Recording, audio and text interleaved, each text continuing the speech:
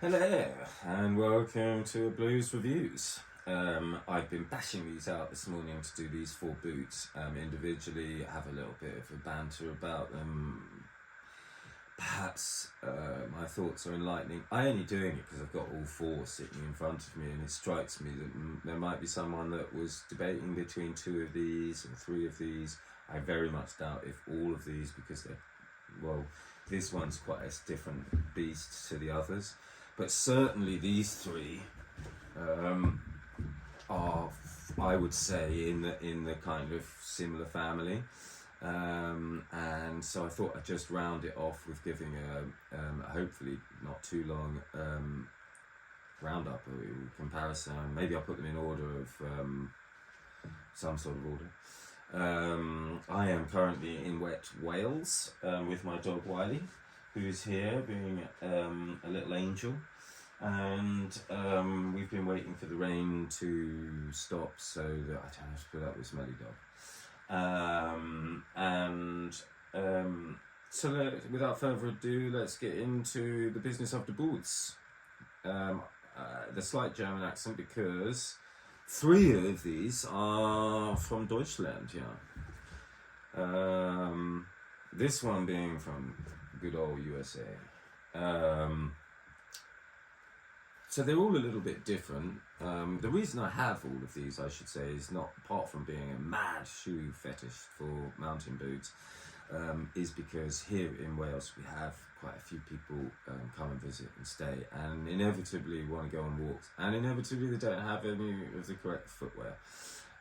So it gives me a great excuse to pick up boots when I see them, especially on eBay or on super sales or whatever, and feel like they're still getting some great use. We've just had friends up here and they all got to walk on the hills, which is brilliant. And right, so I will start, I think, by just saying that the Dana, as much as I love the company Dana, I want to love Dana, I love the look, I feel, as I said, that this is a kind of posy hiker's boot. It is not going to get you through any bleak conditions. It's gonna sit comfortably in dry, temperate terrain where it doesn't encounter too much water or long grass with water on it, where it doesn't encounter too many downpours with water running down your legs, off your or your waterproof pants or whatever, or your trousers, essentially it's style over substance. You can see it's still wet from yesterday, but it is quite cool and damp here, so things don't always dry the quickest. The gusset's very low.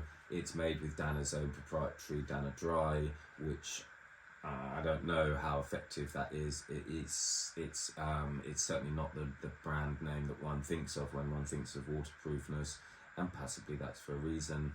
I don't know. It's quite heavily stitched, whether those stitch areas also cause leaks, but all I know is you get wet feet in them. To its benefit, it does have Vibram soles, it does look pretty cool, it comes in loads of colourways, and it's comfy.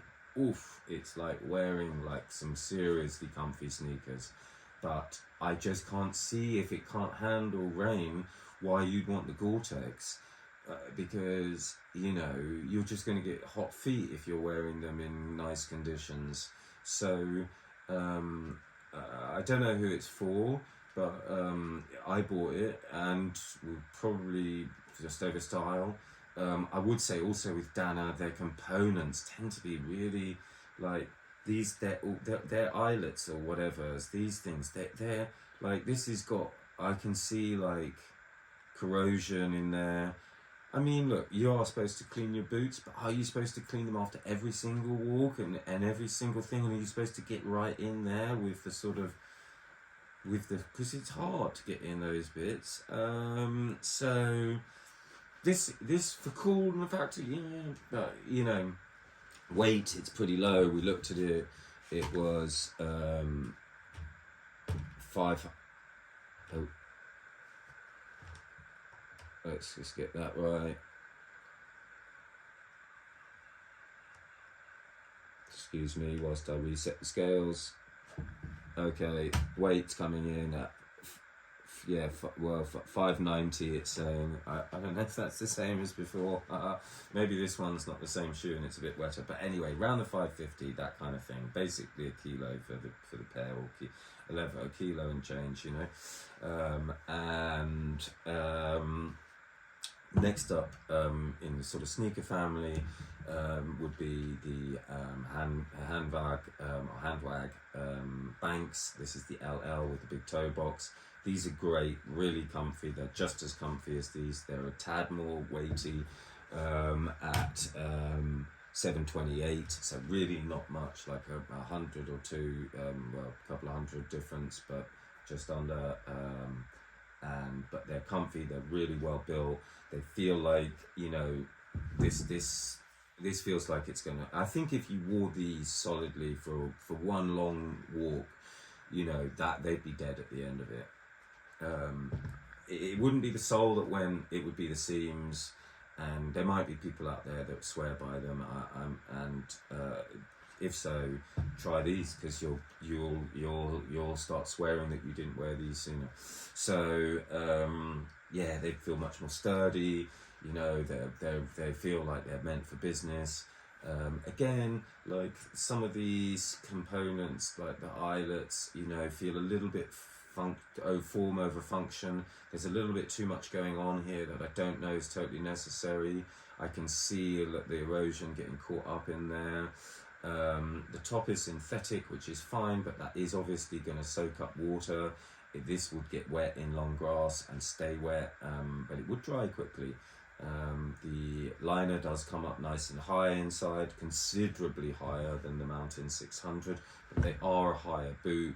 You're going to get more support from this, but you're certainly going to have hotter feet in these, but you'd have hot feet in these too. They're both really made for the temperate climates. But I think if you wanted to experience the world with more diverse weather and conditions, this is going to be seriously much better. I've been tried in snow, they've been tried in rain, they've been tried in, and they're great. So I like those a lot. The other handbag here is it's a bit unfair to throw this in. I'm only doing it because I've got them and they're kind of sort of in the same vein. This is definitely a much, you can see it's not going anywhere.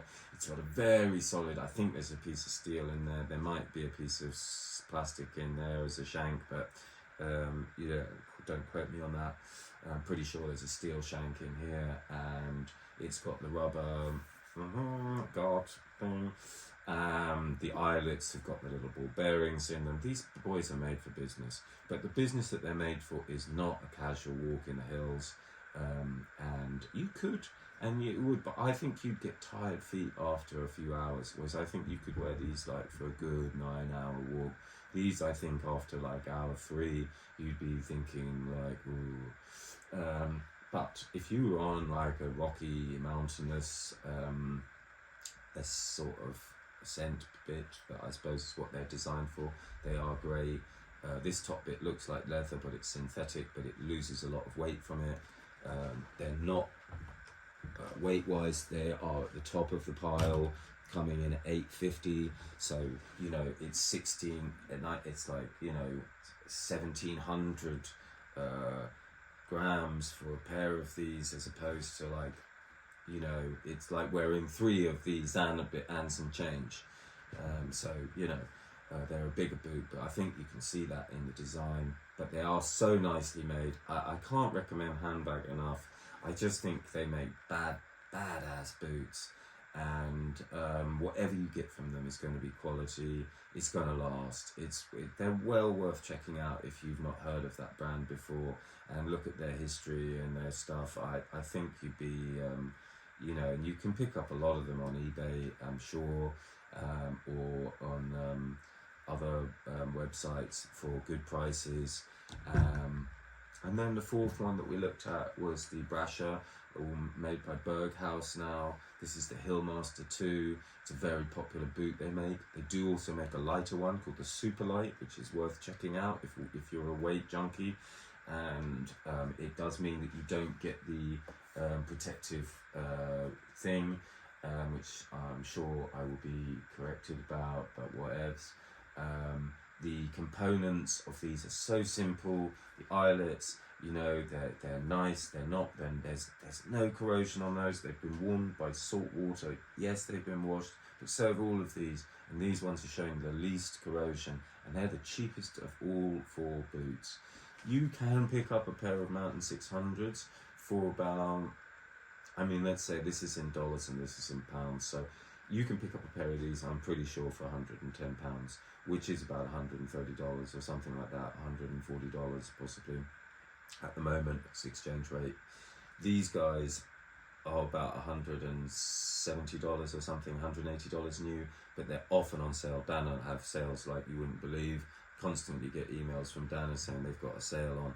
These guys often feature in their sale, and I think they go down to about $130. You can probably find, so yeah, you could probably find these cheaper, but you would have a vastly inferior boot to these, and there's just no contest. Yes, there's a weight difference, of course. The Brasher Berghaus comes in at 760.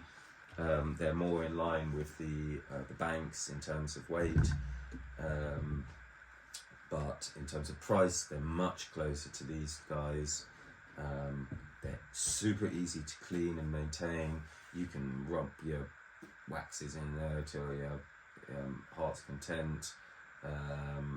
They're pretty much solidly leather, and they've got they're built to last. And I think, you know, so in terms of putting them into an order, city hiker guy, perfect. You know, you want to look like you go and do something, but you want to just go up that gravelly trail. Cool, gravel guy to the shops. That's you. Walking proper, getting out there, having a great hike, not spending money on gear that you don't really need to. Who would that be? The one boot that would probably sort you out for the next 5 or 6 years, and not hurt your bank too much, and be completely reliable, with a Vibram sole, made by a great German company now, with a great reputation, sadly taken away from us Brits, but still alive, and that's what matters. Made in China. They are all made over in Asia. This is the boot. If you didn't want to look quite so much like you were going to go all country-fy and hang out with the sheep and stuff, then this is your more stylish boot. It's going to look cooler to some people, and it's going to do just as well as this, but it's going to hurt your bank by a good £100 more. These guys would be quite hard to get, mostly for less than $180 or something like that, I would imagine. They cost 280 euros new. There are deals that you can find on certain select sizes. I managed to find a deal, and I got these in a US 10, which is, you know, really common size. So it's possible, but you're not getting anything. You're not getting off these. And actually, I've had these for loads longer. And if we look at the back, I mean, I walk obviously like some sort of demented chicken, but you can see this one's got a lot more wear to the back of the heel than this one. But this one's not resolable, and this one says it is. So those are my thoughts on these, and so I give the award to the Berghaus Brasher as the best boot that I own and would recommend, and unless you want to get sexy, in which case spend some watch and get some of these. Okay, enjoy. Bye from me and Wiley the Wonder Dog, who's asleep. Not for long. Enjoy, get out there, enjoy it. Cheers.